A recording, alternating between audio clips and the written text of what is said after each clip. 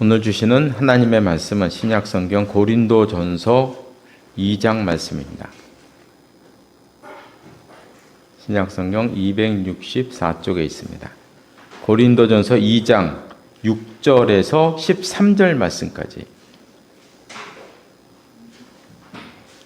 6절에서 13절 말씀까지. 한 절씩 교독하시겠습니다. 제가 먼저 2장 6절 말씀을 읽겠습니다. 그러나 우리가 온전한 자들 중에서는 지혜를 말하노니 이는 이 세상의 지혜가 아니요 또 이 세상에서 없어질 통치자들의 지혜도 아니요 오직 유일한 가운데 있는 하나님의 지혜를 말하는 것으로서 오직 창조주 전신에 하나님의 우리를 영광하여 완전히 이루어진 것이다. 이 지혜는 이 세대의 통치자들이 한 사람도 알지 못하였나니 만일 알았더라면 영광의 주를 십자가에 못 박지 아니하였으리라. 기록된바 하나님이 자기를 사랑하는 자들을 위하여 예비하신 모든 것은 눈으로 보지 못하고 들어보지 못하고 하나님의 마음으로 생각하지도 못하였다. 오직 하나님이 성령으로 이것을 우리에게 보이셨으니 성령은 모든 것 곧 하나님의 깊은 것까지도 통달하시느니라. 사람이 이르는 사람의 속에 있는 영혼에게 이방을 이와 같이 하나님의 일도 하나님의 영혼에게 아무것까지 하느니라. 우리가 세상의 영을 받지 아니하고 오직 하나님으로부터 온 영을 받았으니 이는 우리로 하여금 하나님께서 우리에게 은혜로 주신 것들을 알게 하려 하심이라. 우리가 이것을 말하거니와 사람의 지혜가 가르친 말로 아니하고 오직 성령께서 가르치신 것으로 하니 영적인 일은 영적인 것으로 분별하느니라. 아멘. 이 말씀 위에 하나님의 은혜가 함께 하시기를 바랍니다. 네, 오늘은 마지막 주일이라 성경 공부를 하도록 하겠습니다. 주보에 이제 보시면 이제 교환이 나와 있는데요. 지난달에 우리가 했던 성경 공부의 내용을 간략하게 세 줄로 요약을 했습니다. 성경은 오늘날의 역사와는 다른 신앙 고백적인 표현이다. 이런 말씀을 드렸는데요. 그러니까 하나님께서 어떤 사건을 일으키셨는데 그 사건을 겪은 성경의 저자가 그 하나님의 사건을 신앙 고백적으로 표현한 것이다. 그러니까 성경은 어떤 사실을 기록했다기보다는 그 사실을 겪었던 사람이 그 사실을 통해서 느꼈던 하나님의 은혜를 신앙 고백적으로 기록한 내용이다. 그러니까 다시 말해서 증언이다. 성경은 사실보다는 증언에 가깝다 하는 것을 우리가 늘 염두에 둬야 됩니다. 그래서 성경을 볼 때 그러면 그 저자가 신앙 고백적으로 표현했던 그 속에 들어있는 진짜 사실은 무엇인가를, 진짜 사건은 무엇이냐, 사건의 모습은 무엇인가를 우리가 알 수는 없지만 그런 인식을 가지고 성경을 보아야 한다는 것이죠. 알 수는 없어요. 우리가 어떻게 알겠습니까? 학자들이나 고대 문서를 막 파고 들면서 이제 실제적인 걸 접근하려고 노력하지만 우리는 그렇게 하기 힘들죠, 사실. 그러나 그런 생각을 가지고 성경을 접근하는 건 대단히 중요한 것입니다. 제일 중요한 게 이제 창세기 1장을 보는 관점이에요, 사실이요. 창세기 1장의 그 창조 사건도 증언으로 볼 수는 없느냐 하는 거죠. 우리나라 분들은 너무나 문자적으로 이렇게 해석을 하니까 이런 말을 하면 막 그냥 공격을 너무 받으니까, 너무 공격을 받으니까, 참 말을 잘 못합니다. 교회에서 말을 잘 못하고 어려워요, 이 말을 하기가. 신학교에서도 말하기가 어려워. 알면서도 말을 안 해요. 공격을 받으니까. 요즘 어느 신학교에서 또 이 문제 갖고 또 분란이 생겼어요. 물론 그 안에 정치적인 요소가 있어서 총장이 교사 하나 쳐내려고 하는 그런 과정에서 나온 거지만 또 이 창조론 갖고 또 얘기를 하고 있어요. 또. 그래서 도대체 우리나라는 언제나 창세기 1장을 벗어날까? 언제나 벗어날까? 저는 참 답답하죠. 그래서 말씀으로 창조했다는 것을 우리가 증언으로 볼 수도 있겠다. 그러면 하나님이 창조하실 때 뭐 진화라는 방법으로 사용하시면 안 되나요? 그거 안 되나? 안 되는 건가요? 뭐 진화나 창조 그 하나의 이론으로 받아들여서 서로 경쟁할 수는 없나? 그렇죠? 그래서 우리가 성경을 볼 때는 그 좀 이렇게 여러 가지 해석을 받아들일 수가 있어야 됩니다. 이건 대단히 중요한 자세예요. 하나만을 가지고 그것만 얘기해야 아멘하는 이런 우리 한국교회 분위기는 빨리 사라져야 합니다. 빨리 사라져야 돼요. 그래서 저는 지금 막 어느 신학교에서 총장과 교수들과 학생들과 막 그 창조론 갖고 논쟁을 벌이는 거 보면서 참 정말 답답함을 전 느꼈습니다. 정말 답답함을 느꼈어요. 근데 이제 문제는 그 총장이라는 사람도 20년 전에 글을 쓸 때는 진화도 하나님의 창조의 방법일 수 있겠다고 글을 쓴 사람이에요. 자기도 글을 쓴 사람이에요. 그런데도 총장이 되니까 총장의 위치에서 이 정치적인 입김에서 자기 신학을 버리는 거죠. 자기가 갖고 있는 신학을 버리는 거예요. 얼마나 이게 학자적인 관점에서 문제가 있을까요? 그렇죠? 어떻게 자기 거를 그 헌신자에서 버릴 수가 있겠어요? 총장 자리 지키려고? 이게 지금 현주소예요. 현주소. 빨리 벗어나야 돼요. 빨리. 그래서 제가 이 말씀을 이제 드린 거죠. 그래서 우리는 여러 가지로 좀 볼 수 있어야 되겠다 하는 것을 말씀을 드렸고요. 그러나 기억할 것은 증언이라고 해서 역사적 사건이 없는 게 아니다. 심지어 어떤 사람은 역사적 예수를 발견할 수 없다. 이 말도 안 되는 얘기를 해서 요즘은 이제 이런 얘기 안 하지만 증언이라고 해서 뭐 역사적 사건을 그 안에 발견할 수 없느냐? 아니라는 거죠. 성경 안에는 역사적 예수님의 모습을 얼마든지 발견할 수 있고 역사적 예수의 모습이 차고 넘친다 하는 것을 우리는 성경을 보면서 인식을 해야 됩니다. 정말 중요한 내용이에요. 꼭 이걸 마음속에, 머릿속에 기억을 하셔야 됩니다. 오늘부터 우리가 해야 될 거는 저도 강의하기 너무 어렵고 듣기도 너무 재미없고 딱딱한 교리에 대해서 얘기를 이건 넘어가야 할 산입니다. 이거는 피할 수 없는 산이에요. 기독교 교리는 해야 돼요.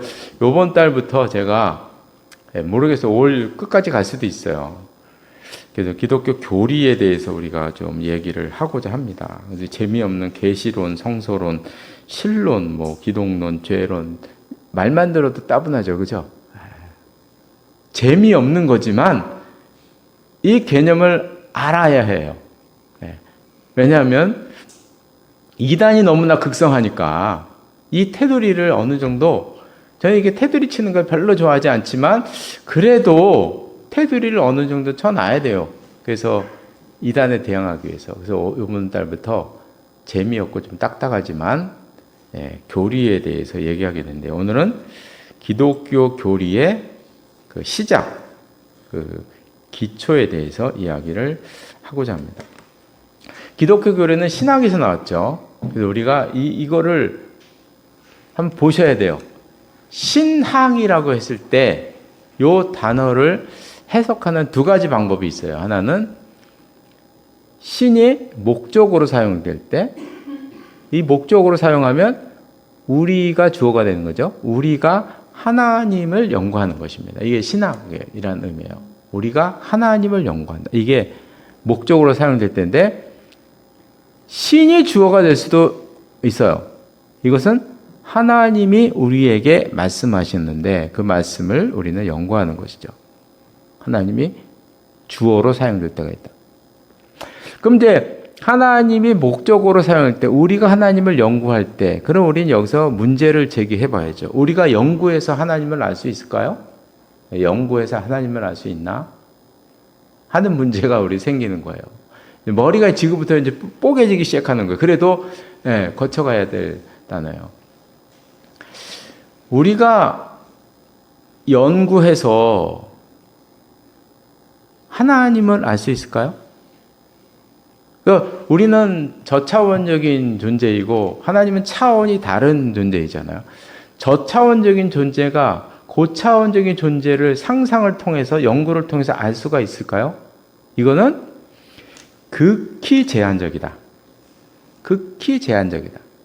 우리가 하나님을 연구해서 하나 신의 존재를 알 수 있는 것은 극히 제한적이다 하는 것을 우리는 기억을 해야 됩니다. 제한적일 수밖에 없죠. 우리의 작은 머리로 하나님을 그래서 이분이 하나님이다 그러면 그 하나님이 아닌 거죠. 왜냐? 하나님은 우리의 생각과 상상을 뛰어넘는 분인데 우리의 상상을 갖고 이분이 하나님이다 그러면 그거는 아닌 거죠. 그렇죠? 우리의 상상이 넘어 계신 분인데 상상으로 이분이 하나님이다 그러면 하나님이 아닌 거죠. 그래서 하나님을 아는 것은 대단히 제한적이다. 그걸 우리가 인식을 해야 되고요. 그럼 이제 우리는 사실 두 번째에 관심을 가져야 됩니다. 우리 기독교 신학의 출발은 두 번째에 있는 거예요. 우리는 연구를 통해서 하나님을 알아갈 수가 없어요. 극히 제한적이에요. 그러면 어떻게 우리가 하나님을 아느냐? 그것은 하나님께서 우리에게 알려주신 그것을 통해서 하나님을 알아가는 거예요. 하나님께서 우리에게 알려주셔야 그 알려주신 것을 토대로 하나님을 우리가 알아갈 수 있고 공부할 수 있고 연구할 수 있고 할 수 있다는 것이죠. 그것이 이제 우리 기독교 교리의 대단히 중요한 출발점입니다. 이거를 가리켜서 그 어려운 계시라는 말로 사용하는 거예요. 우리가 하나님을 어떻게 알 수 있느냐? 하나님이 우리에게 알려주시는 그것을 우리는 알 수가 있다는 거죠. 하나님께서 우리에게 알려주시는 것이 무엇이냐? 이것이 바로 계시인 거예요. 그거를 우리가 알아갈 수 있다는 거예요. 알려주시는 만큼 알아갈 수 있다. 우리는 우리 인간의 한계를 분명히 인정해야 됩니다. 우리가 스스로 하나님의 완전한 모습을 알 수 없어요. 그래서 하나님이 알려주신 것을 알아간다는 것이죠. 그래서 우리 기독교는 하나님을 연구하는 게 아니에요. 신학은 하나님을 연구하는 학문이 아니에요. 하나님께서 본인을 드러내 주신 계시적인 그 말씀을 연구하는 것이에요. 그것이 우리 기독교 교리의 출발이고 신학의 출발인 거예요. 이게 일반 학문과의 다른 점입니다. 신을 연구하는 것이 아니에요. 우리는 하나님이 알려주신 것을 연구하는 거예요. 그래서 계시를 연구하는 것입니다. 그 인식을 분명히 하고 있어야 돼요. 하나님이 우리에게 주신 메시지를 연구하는 것이 신학이고 교리입니다. 그래서 우리가 두 번째에 보시면 우리 개신교의 가장 큰 특징은 그래서 말씀의 신앙인 거예요. 하나님께서 우리에게 주신 메시지를 연구하는 것이기 때문에 우리 기독교 교리의 가장 중요한 점, 신학의 가장 중요한 점은 하나님이 우리에게 주신 계시의 말씀인 그 성경을 토대로 하는 말씀의 신학, 메시지의 신학인 것입니다. 그러면 이제 우리가 이런 의문을 가져야 돼요. 성경이 있어요. 메시지, 하나님의 메시지가 이렇게 있어요. 그럼 이 메시지가 있으면 저절로 하나님을 알 수 있는가요? 이거 읽으면 하나님을 알 수 있게 되나요? 이렇게? 성경 모르는 사람이 어디 있어요? 지금 세상에 널려 있는 게 성경인데, 세상에 널려 있는 게 성경인데, 그러면 세상 사람들이 다 하나님을 알아야 되잖아요. 근데 아니잖아요, 그게. 그죠? 그게 아니에요. 그래서 하나가 더 필요한데, 우리를 깨닫게 하시고 우리의 눈을 열어서 우리의 눈을 열고 우리의 마음을 열고 이 성경 안에 기록된 하나님께서 우리에게 나타내신 계시의 말씀을 깨달을 수 있는 내적 조명이 필요하다는 것이죠. 하나님이 내게 주신 내적 조명이 필요하다는 거예요. 아무리 성경 말씀이 계시라고 해도 이걸 갖다 줬다고 모든 사람이 하나님을 알 수 있는 것이 아니라는 거예요. 우리의 마음의 눈을 열어서 이 말씀에서 이 말씀이 하나님의 계시구나, 하나님의 그 말씀이구나 하는 것을 받아들일 수 있는 내적 조명이 필요한데 그 내적 조명이 바로 믿음의 신학이라는 것이죠. 그래서 기독교 신학은 두 가지가 필요합니다. 아무리 우리가 이성으로 성경 말씀을 분석하고 얘기를 해도 한계가 있는 거예요. 그냥 책을 연구하는 것이죠. 그것도 필요하지만 한계가 있는 거예요. 그래서 믿음이 필요하기 때문에 언제나 신학은 두 가지가 필요합니다. 하나님께서 우리에게 알려주신 계시 자체이신 메시지와 또 하나는 그 메시지가 메시지이라는 사실을 깨닫게 하시는 믿음이 필요하다는 것이죠. 두 가지가 우리에게 가장 중요한 두 개의 기둥입니다. 우리 신학의 기둥이에요, 두 가지가. 근데 신학의 구성 요소를 생각하면 첫 번째는 계시죠. 우리는 계시로부터 출발하는 거예요. 하나님께서 우리에게 알려주신 것, 이게 계시라는 그 알려주신 것, 거기부터 출발을 하는 거죠. 우리가 아마 허공에 떠 있는 하나님을 연구해서 알아가는 게 아니에요. 하나님이 미리 말씀하신 그게 있는 거예요.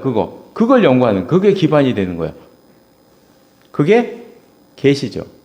언제나 우리의 모든 신앙과 교리와 신학은 계시부터 출발을 하는 것입니다.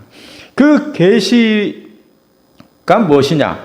그건 조금 이따 이제 계시론을 계시 얘기하겠는데요. 그걸 우리가 모아놓은 게 성경인 거죠. 성경인 거죠. 그래서 우리는 성경이라는 하나님께서 당신은 알려주신 그 도구가 있는 거예요. 도구가 있습니다. 근데 이 성경 자체만으로는 알 수가 없어요. 하나님께서 깨닫게 해주시는 내적 조명의 은혜가 있어야 이걸 나의 말씀으로 받아들일 수 있다는 것이죠. 근데 이렇게 이제 하다 보면은 지나친 주관적인 해석으로 빠질 수가 있어요. 너무 내적 조명을 이렇게 강조하다 보면 주관적이고 그 아주 좁은 해석으로 빠져들 수가 있어요. 또 다음 좀 중요한 게 바로 전통인 거예요. 이 전통이라는 전통적 해석을 말하는 것입니다.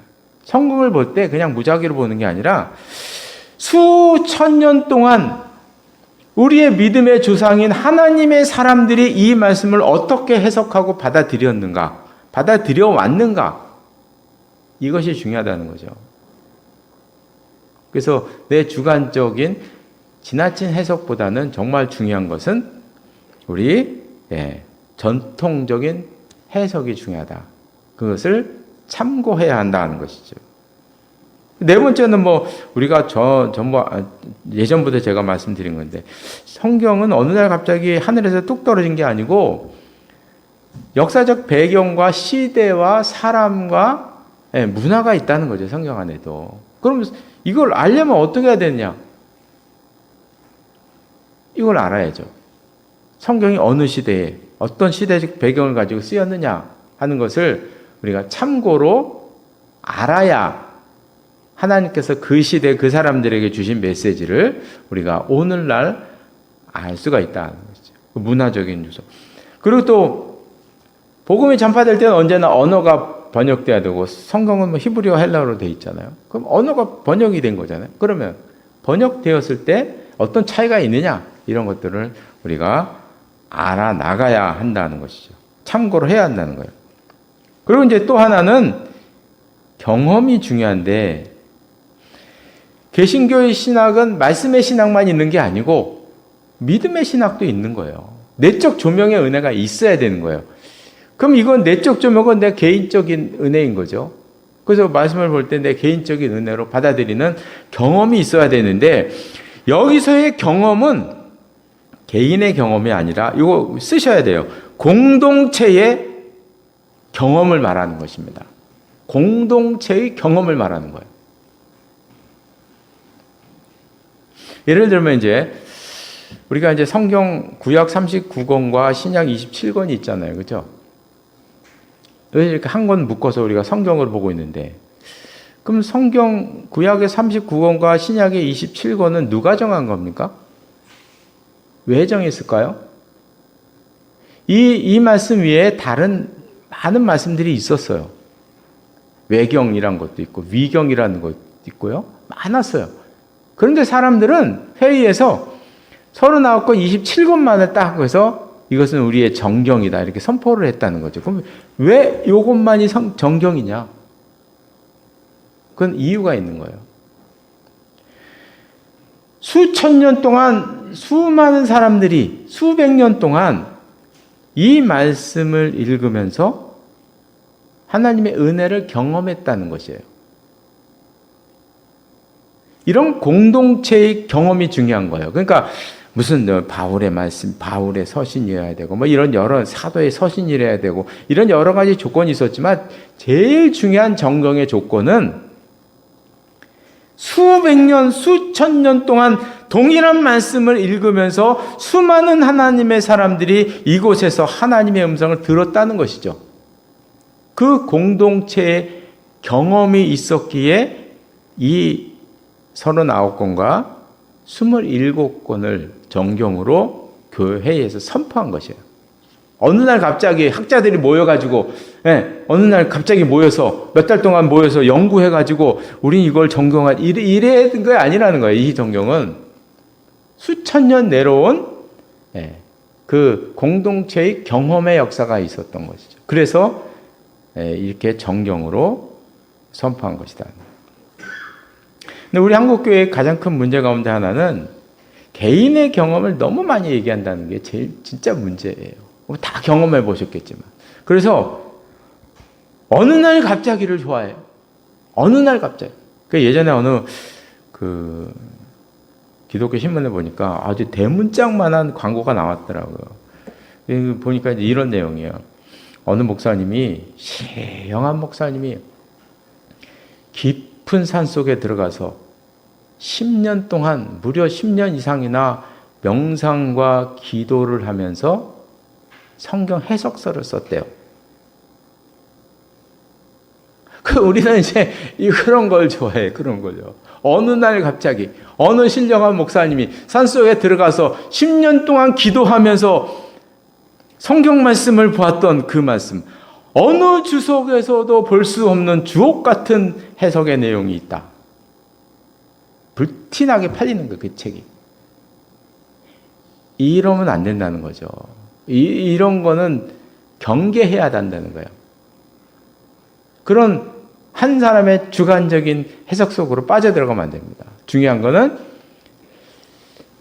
체험도 공동체의 경험이 중요한 것이고요. 해석도 공동체의 해석이 중요한 것입니다. 이게 중요한 거예요. 여기서 이렇게 나가면 안 된다 하는 것입니다. 그리고 마지막으로 신학도 일반 학문과는 다르지만 분명히 성경이라는 책이 있고, 그리고 이 성경의 역사와 모든 문화적 요소가 깃들여 있기 때문에 이성이 필요한 거죠. 이성을 무시하면 안 됩니다. 믿음과 이성은 항상 같이 가야 되는 거예요. 연구를 해야죠. 시대의 백원과 저자와 이 모든 것을 연구를 해야 제대로 된 그 뜻을 알아갈 수가 있다. 그래서 신학 구성 요소가 이렇게 6가지로 되어지는 것입니다. 그럼 이제 본격적으로 계시란 무엇인가? 성경은 우리의 신앙은 그게 신학이든 나의 신앙이든 아니면 교리이든 상관없이 언제나 출발점은 계시에 있습니다. 왜냐하면 인간은 스스로 하나님을 연구할 수가 없고 하나님께서 알려주시는 것을 우리가 알 수 있기 때문이에요. 그럼 하나님께서 알려주신 것이 무엇이냐? 그것을 우리는 계시라고 말한다는 거예요. 우리는 자꾸 계시를 뭐 꿈이나 환상이나 이런 걸 계시라고 얘기했는데 그건 계시가 아니죠. 그건 계시가 아닙니다. 계시는 하나님께서 드러내 보여주시는 것, 우리에게 주신 메시지가 계시인 거예요. 그 메시지인데 간혹가다 성경에서 뭐 꿈으로도 한 구절 보여줄 수도 있고 뭐 환상을 통해서 바울에게 뭐 보여주실 수도 있고 그렇죠. 그러나 계시란 그런 걸 말하는 게 아니에요. 하나님께서 우리 인간에게 알려주시는 것. 그래서 이것을 구체적으로 말하면 저 밑에 나오는데 자연과 인간 역사와 성경 구체적으로 말하면 이것이 바로 하나님께서 우리에게 주신 계시의 영역이에요. 우주도 하나님께 주신 계시의 영역인 거죠. 자연과 인간의 역사. 우리 인간도 결국 자연의 일부입니다. 우리 인간의 역사도 자연의 일부인 거예요, 결국. 그러니까 큰 테두리 안에 자연 안에 들어가는 거죠. 자연과 성경, 이 모든 것이 다 계시 속에 포함되어 있는 거죠. 그게 계시인 거예요.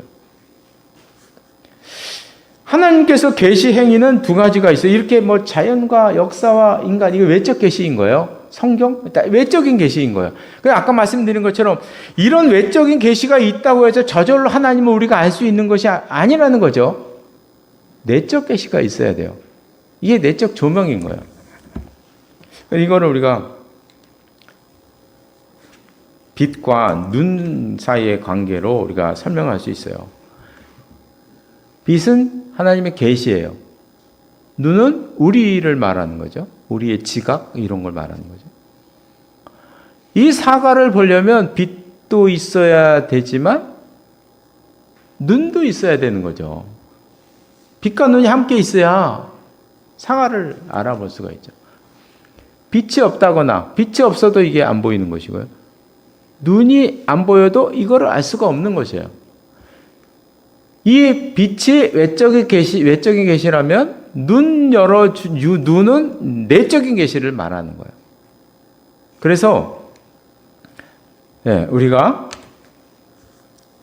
자연이나 성경, 하나님의 계시 사건들이 늘 있지만 그러나 우리에게 또 하나 중요한 것은 우리의 지각 능력을 열어주시는 하나님의 은혜가 있어야 하는데 그것이 내적 계시라는 것이죠. 우리는 늘 내적 계시를 사모해야 합니다. 하나님, 이것이 나에게 무슨 뜻입니까? 늘 질문하면서 살아야죠. 두 가지가 있고요. 그 다음에 이제 계시의 방법이 아까 지금까지 말씀드린 두 가지가 있어요. 계시의 내용도 되고요. 방법이 있는데 크게 자연 그리고 성경 이 두 가지로 나뉩니다. 하나님께서 우리에게 주신 것은요. 인간도 자연의 일부이기 때문에 인간의 역사와 인간의 문화와 인간의 모든 것도 사실 알고 보면 자연에 들어가는 거예요. 이런 게 있어요. 그럼 이 자연, 인간, 역사, 문화 이 모든 것들을 통틀어서 우리는 일반 계시라고 말합니다. 그것을 일반 계시다고 이야기를 하고 있어요. 그래서 이런 일반 계시를 우리가 알기 위해서는 그러니까 일반 계시를 통해서도 우리가 하나님의 모습을 제한적으로 알 수가 있어요. 그래서 이런 것을 연구하기 위해서는 우리의 이성과 학문과 이런 것이 필요한 것이죠. 연구를 할 필요가 있어요. 당연히 공부를 해야 됩니다.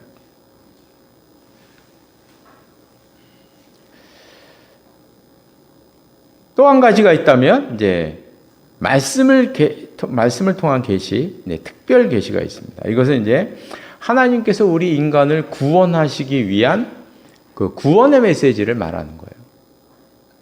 그래서 성경 말씀은 하나님께서 우리 인간이 하나님 나라에 이르도록 하는 그 구원의 드라마, 놀라운 구원의 말씀이 성경 안에 담겨져 있다. 그래서 성경을 우리는 그런 의미에서 특별 계시라 해서 다른 계시로 이렇게 두고 있어요.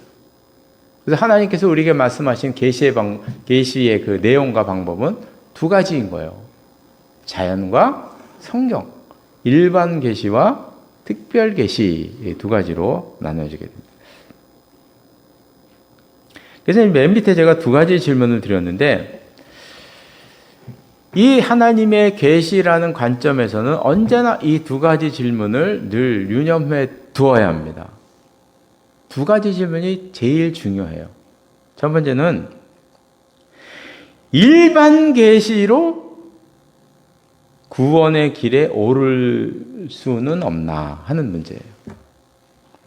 일반 계시로, 이것이 이제 조금 더 나아가면 타 종교에도 구원이 있는가? 문제와 직결돼서 연결되는 대단히 중요하고 어려운 문제예요. 인간 스스로가 맨 처음 우리가 그 의문을 제기했던 그 문제예요, 바로. 인간 스스로가 신을 알 수 없나? 인간 스스로. 신을 알 수 있는 길은 없는가? 없을까요? 그래서 이제 보통 사람들은 이런 얘기를 많이 하죠. 등산 모델, 일명 등산 모델. 정상에 올라가요. 정상에 올라가는 방법은 여러 가지가 있다는 거죠. 1코스, 2코스, 3코스, 4코스가 있다는 거예요. 1코스. 여기 1코스군요. 1코스, 2코스, 3코스, 4코스. 코스가 있다는 거죠. 그러나 어느 코스로 가든지 결국엔 정상에 다 간다. 그러면서 이제 이야기를 하죠. 유교, 불교 다 결국엔 같은 길로 간다. 무당, 샤머니즘, 천박하기도 하지만 여기가 무당, 샤머니즘으로 제일 늦지만 결국에는 간다. 토테미즘 다 간다. 비록 우상을 숭배해도 다 결국에는 한 가지 마음이기 때문에 결국에는 다 정상에 언젠가는 다 도달하게 된다. 이것이 이제 보통 일반 사람들이 즐겨하고 있고 다원주의적인 관점에서 주장하고 있는 내용이죠. 주장하고 있어요. 그럼 이제 우리는 어떻게 생각해야 되냐? 이게 문제인 거예요. 우리가 제 머리로는 알 수 없고요. 성경을 보면서 해답을 찾겠습니다. 로마서 1장. 성경은 어떻게 말씀하시는가? 239쪽에 있는 로마서 1장.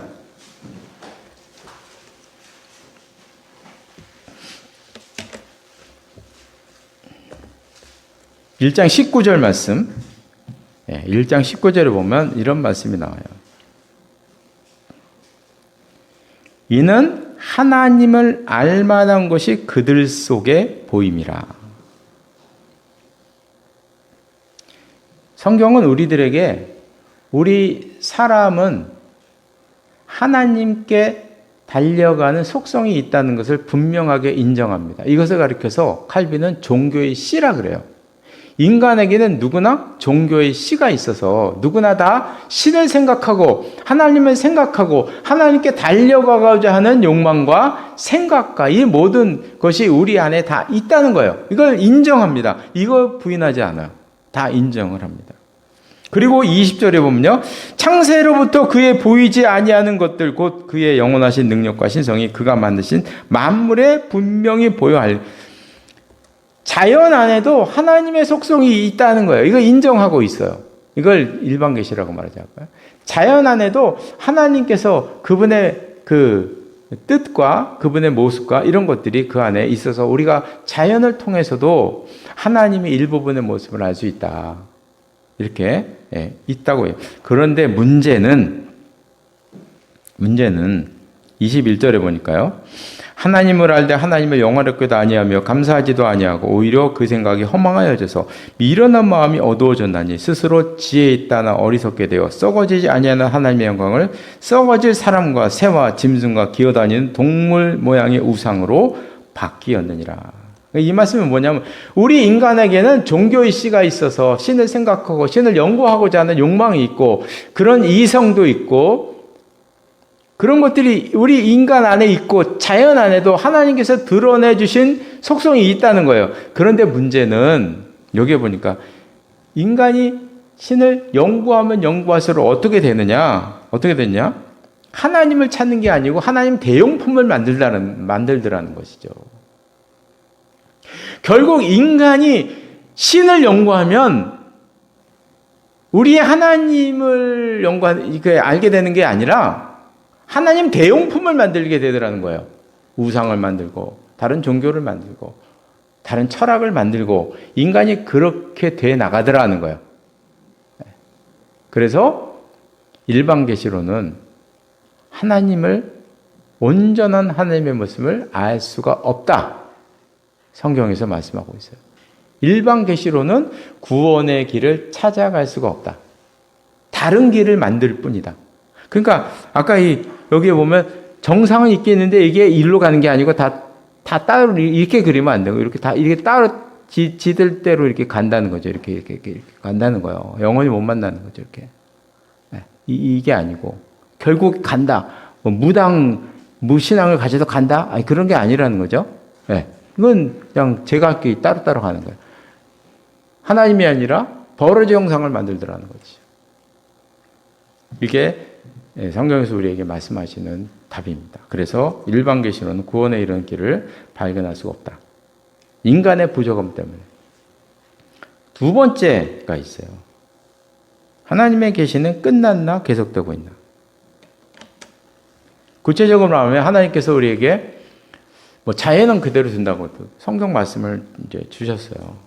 그러면 이 말씀과 똑같은 권위를 가진 또 다른 성경 1, 성경 2, 성경 3, 성경 4, 성경 5, 성경 6을 만들어 내실 수가 있느냐? 만들어 내시느냐? 우리에게 그렇게 주시는가의 문제예요. 또 중요한 문제죠. 그죠? 성경 A, B, C, D, E 이렇게 계속 나올 수 있을까요? 여기서 우리는 두 가지를 생각하게 됩니다. 첫 번째, 구원에 관해서는 성경으로 끝입니다.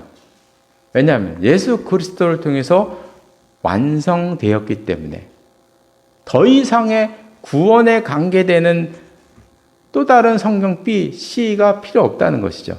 구원에 관해서는 더 필요 없어요. 그게 이제 우리에게 알려주시는 거예요. 예수님을 통해서 완성되었다. 그래서 예수님의 십자가 사건과 부활 사건이 중요한 것입니다. 그래서 거기로 완성되었기 때문에 또 다른 구원에 관한 또 다른 알파나 또 다른 베타가 필요 없는 거예요. 또 다른 알파와 베타가 있다. 그건 이제 이단인 거죠. 다 이단. 그래서 이단들을 보면 다 성경 위에 플러스 알파가 늘 하나가 더 있어요. 늘 하나씩 갖고 다녀야 돼. 그러나 구원의 길은 예수 그리스도로 끝났다는 것을 기억하시고 우리에게 남은 것은 무엇이냐? 기존에 주신 하나님의 계시에 대한 깨달음은 끝나지 않았습니다. 깨달음은 끝난 게 아니에요. 성경 66권의 말씀을 지금까지 아무리 공동체가 연구를 많이 했고 경험을 많이 해도 성경 66권 모든 걸 다 알까요? 어떻게 압니까 이걸요? 모르는 부분이 너무 많은 거죠. 모르는 부분이 너무 많은 거예요. 그래서 이 말씀에 대한 주석과 해석서는 계속 나와야 되는 거예요. 계속 나와야 돼요. 왜냐하면 저도 성경 말씀을 참 볼 때마다 너무 어려워요. 어려운 부분도 많고요. 너무 방대한데 그 해석, 그 계시를 깨닫는 깨달음은 계속 앞으로 이어질 것이다. 그래서 그 주석서는 1권, 2권, 3권, 4권, 5권, 6권 쭉 계속 나올 수가 있겠죠. 그러나 계시의 본체인 그 예수 그리스도의 그 사건은 구원의 사건은 성경으로 끝난 것이다. 성경으로 끝난 것이다. 이것을 우리 성도님들이 분명하게 인식하셔야 돼요. 이 두 가지 질문 대단히 중요한 것입니다. 분명히 인식을 하셔야 돼요. 그래서 구원의 계시는 끝났다. 분명히 하시고요. 그러나 깨달음의 계시는 계속 이어진다. 계속 이어질 수밖에 없다. 이것을 우리 성도님들이 꼭 기억을 하시기 바랍니다. 그래서 우리가 이제 신학이라는 단어부터 시작해서 어려운 얘기를 참 많이 했습니다. 그래서 신학은 우리 하나님을 연구하는 게 아니고요. 하나님께서 우리에게 주신, 드러내 주시는 그 계시, 그 안에서 우리가 배우고 익히고 깨닫고 연구하는 것입니다. 그래서 우리는 말씀의 신학의 기초에 두는 것이고, 성경만 있다고 모든 게 해결돼, 그게 아니고 이제 하나님께서 깨닫게 하시고 눈을 열어주시는 내적 계시와 내적 조명을 우리에게 주셔야 온전한 뜻을 알 수가 있고 구원의 길에 들어갈 수 있다는 것을 우리가 보았습니다. 그래서 오늘 이 참 단어들은 다 어렵고 하지만 대단히 중요한 내용입니다. 꼭 기억을 하셔서요. 머릿속에 익히시고 잊지 마시고 마음속에 간직하시기를 바랍니다. 기도하시겠습니다.